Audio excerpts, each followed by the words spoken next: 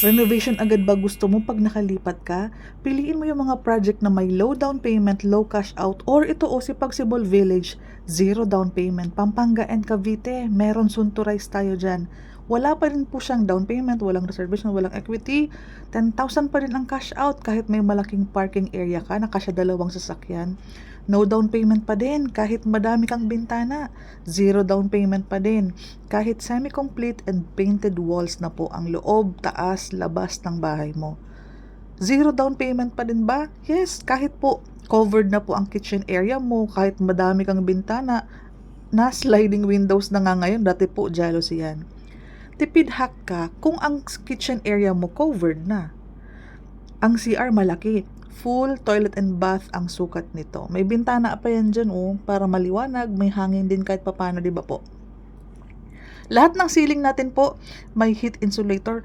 Alam mo, gasino na po ang gasto sa loob. Partitions, kisame and tiles. Ayan. Dito naman po sa excess lot natin, kasya ang dalawang car. Kung gusto mo ng mas malaking kitchen area, service area, pwede mong hatiin. Sa part na to, kasya ang one parking area. Kasi may 1.5 pa sa harapan. Ang iba nga ginawang tindahan, L-shape, simula harapan hanggang doon.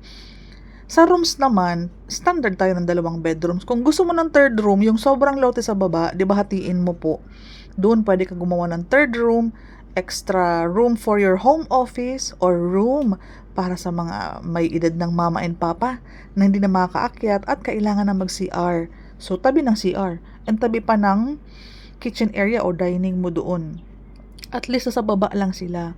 Para makagawa ka pa ng 2 rooms sa taas na may comfortable space for your built-in cabinets.